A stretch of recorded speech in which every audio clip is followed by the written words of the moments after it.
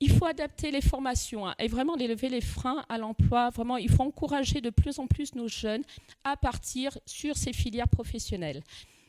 Moi, je veux parler de mon expérience, hein, parce que quand j'ai fini ma troisième, j'avais une grande idée, je voulais être infirmière, absolument. Et j'ai dit à mes parents, voilà, moi je veux faire mes études, c'était anciennement bac F8, sciences médico-sociales, maintenant ça doit porter encore un autre nom, hein.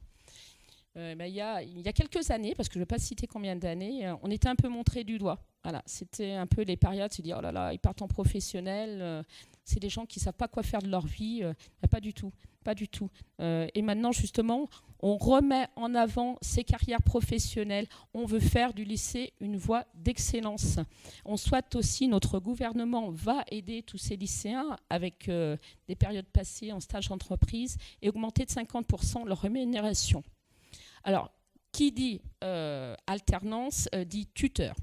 Je pense qu'il faut vraiment qu'on travaille aussi sur la formation des tuteurs, parce que ce n'est pas donné à tout le monde de pouvoir apprendre, faire apprendre son métier, ça prend du temps. Et je sais de quoi je parle, parce que moi, je suis moi-même tutrice en fait, de 4 alternants qui sont en masters.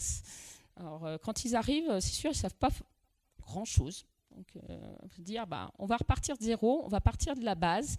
Mais c'est pour, moi je me dis, c'est pour notre avenir. Et quand je forme ces jeunes, je me dis, demain, c'est eux qui vont prendre ma place.